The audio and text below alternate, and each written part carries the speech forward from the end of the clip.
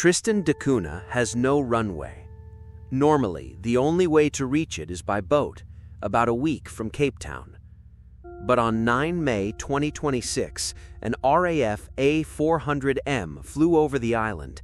6 paratroopers and 2 military clinicians jumped by parachute. The aircraft also dropped about 3.3 tons of medical supplies. Why did help have to come from the sky? Tristan da Cunha sits in the South Atlantic, about 2,800 kilometers west of Cape Town and about 4,000 kilometers from South America. At its center is a volcano rising more than 2,000 meters above the sea. Most people live on the small area of relatively level land in the island's northwest, Edinburgh of the Seven Seas.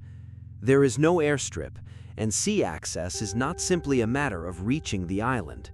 When the seas are rough, a ship may be unable to put people or cargo ashore at all. That is the basic fact of life here. Distance and weather do not just make travel inconvenient, they determine when the outside world can physically arrive. As of 3 July 2026, Tristan's official population update listed 222 islanders. In a community this small, people often carry more than one role. The community still has to cover administration, education, healthcare, fishing, and farming. The Tristan rock lobster fishery is a major industry. Families also work the potato patches, where they grow potatoes and keep livestock. There is a shop, a school, and a hospital. But this is not a city where a shortage can be solved by sending a truck from the next depot. Physical supplies still move on the island's shipping links, and those links are shaped by the sea. The result is a community organized around delay. The community has faced a much larger break before. In 1961, an eruption near the settlement forced the islanders to evacuate. They were taken via Cape Town to the United Kingdom.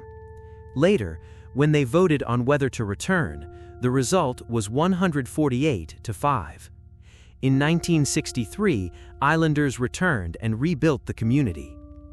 That history does not make isolation easy, but Tristan is more than a remote point on a map. It is a place people chose to return to and rebuild. In September 2024, Tristan introduced Starlink. Initial testing recorded speeds of up to about 290 Mbps, compared with the island's earlier 10 Mbps VSAT service. Video calls, online education, and telemedicine became far more practical. Information could now cross the distance far quickly. But an internet connection cannot carry oxygen, medicine, equipment, or a medical team across the South Atlantic. The old constraints still applied whenever help had to be physical. From 13 to 15 April 2026, the cruise ship MV Hondius visited Tristan. Its voyage was later linked to an outbreak of Andes hantavirus.